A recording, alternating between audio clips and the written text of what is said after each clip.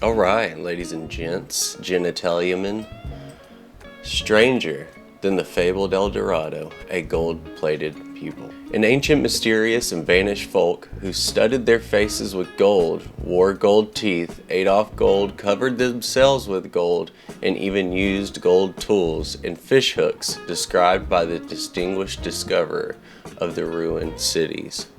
I know some people here in Houston that have gold teeth and goldfish hooks. Let's go. Since the excavation of the ruins of Pompeii has just been made in Ecuador by Professor Marshall Howard Seville, one of the foremost of American archaeologists, these articles always start this way.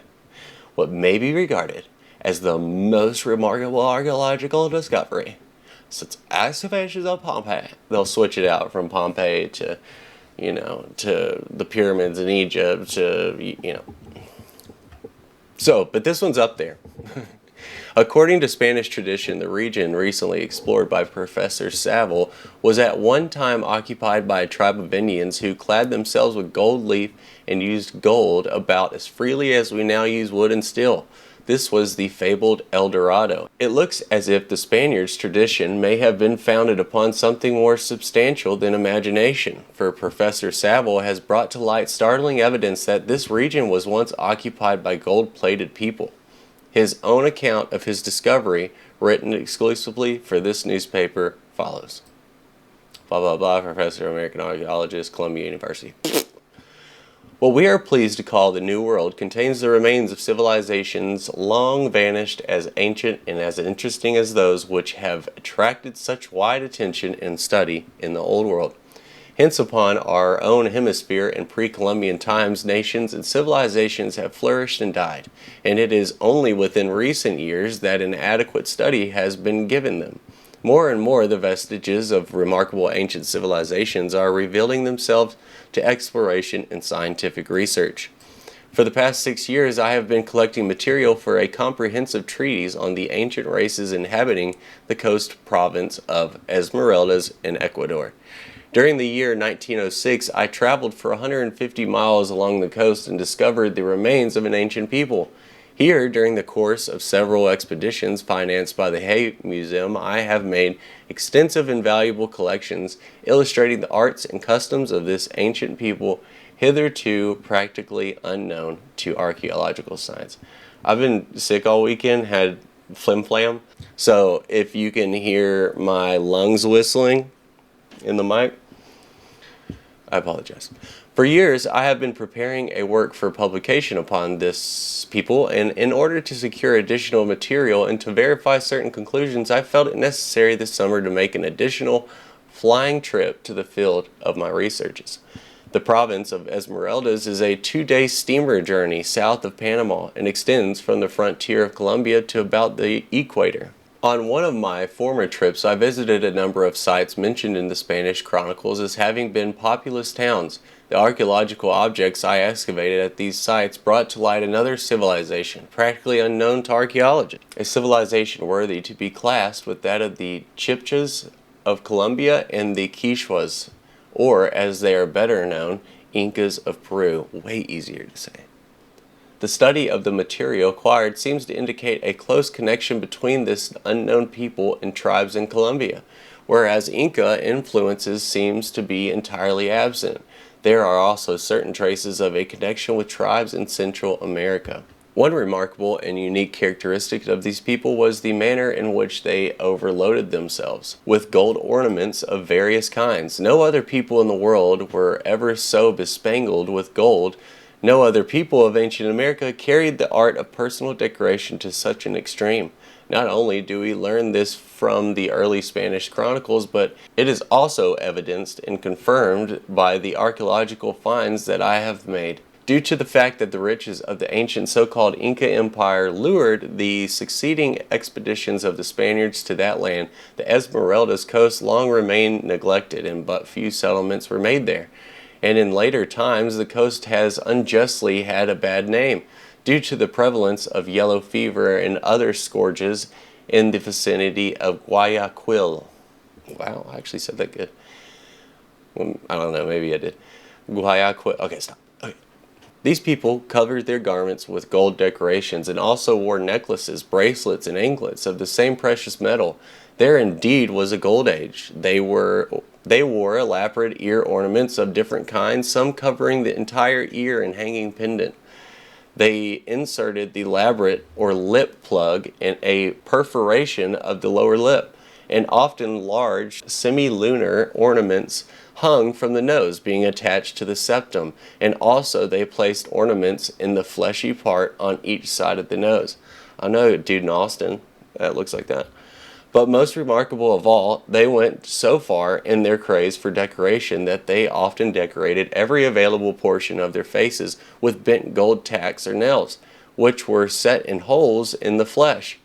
Plugs were often set on each side of the mouth, and gold tacks or nails were plentifully studded in perforations on both cheeks. Not content with this sumptuous decoration of the face, they sometimes inserted gold discs in cavities in the upper teeth, cavities that had been carefully and skillfully made with some form of instrument. Again, gold wire has been found intertwined between teeth of the upper jaw. Tiny discs with a projecting band were clamped around the teeth. This picture is mind-blowing, having copper braces. It's crazy. The decoration of teeth by the insertion of inlays and small perforations cut in the enamel of the upper incisor seems peculiar in Esmeraldas so far as South America is concerned. My wife's a dental hygienist. This might be the only one she'll watch. This custom of decorating the teeth was quite common in various parts of Mexico, where different settings were used. She won't watch it. In the Mayan area, as far south as Salvador, the object most often used for the inlay was jadeite. In Mexico, in Oaxaca, I have found hematite used. In Veracruz, turquoise has been found, and in other sections, teeth with settings of rock crystal. Obsidian and red cement have been found. Obsidian was like the metal of the Mayan culture. The Spanish were amazed that they, had done all that they have done without metallurgy. Because supposedly, that was later on. Maybe they knew what metals did to their soils. I don't know, maybe. I have never heard of this custom as having been in use in Colombia or Peru, but in Esmeraldas, skulls have been found with tiny discs of gold set in the teeth in the same manner as in Mexico and Central America, with the exception of the material used.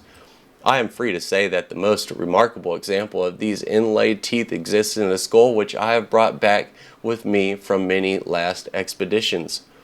This has already excited considerable interest and comment. In describing it, however, the newspapers have misconstructed me. This is but another example of the decoration of teeth, and in no wise indicates that the art of filling teeth to stop decay was known in those times. In this skull, the entire enamel of the front of the teeth of the upper jaw has been removed with the exception of very slight and narrow bands at the bases, and at the upper part of the teeth where they were covered by flesh and embedded in the jaw. The removal of the enamel is clear through to the dentine and was skillfully accomplished. In place of the enamel, removed gold is placed to overlay the teeth, and this gold is slightly folded over each side. The teeth, thus practically face-crowned, are 4 incisors in the 2 canines, giving the appearance of a wide gold band covering the teeth. In fact, so little of the enamel shows that unless the inspection was close, it would appear that the teeth were gold.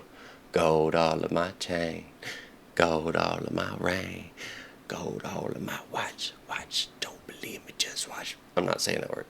This makes it unique from other examples found in which the teeth are simply decorated with discs of gold.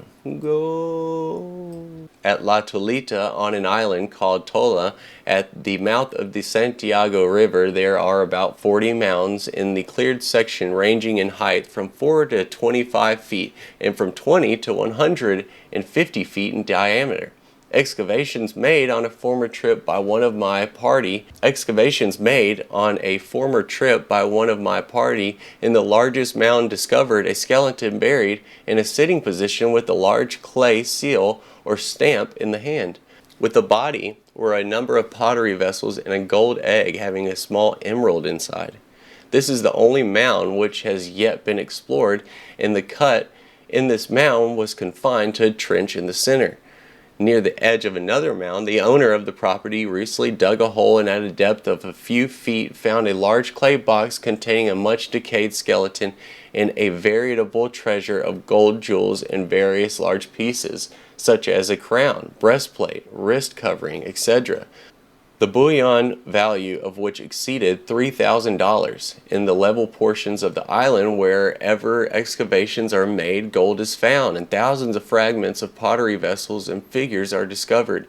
Excavations have always shown gold in paying quantities. The planning never fails to reveal objects of worked gold, of which I have obtained a collection of about 2,000 pieces of an infinite variety of forms. The greater part of the jewels are of very diminutive size, and in order to study the workmanship, they must be viewed under a lens. Among these objects may be mentioned gold rings with stone settings, pendants with stone settings, miniature masks of filigree work, nose, ear, and lip ornaments, and tacks or nails, of which I have spoken before, which are used to ornament the face. I found also fish hooks, needles, and awls, all made of gold. Still more striking proof of the skill of this ancient people as metallurgists is the finding of jewels made of pure platinum or composed of platinum and gold filigree, or, as in some instances, objects made of gold in one side and platinum on the other, appearing like a pale silver washing. Several little jewels in platinum background with tiny balls of gold used to make a border. The use of platinum is a unique feature of the section of South America, extending from Esmeraldas northward into the region of Chaco River. In this particular phase of ancient art, the Esmeraldas people seem to stand alone, especially when we examine the work of ancient goldsmiths from other parts of America and other parts of the world.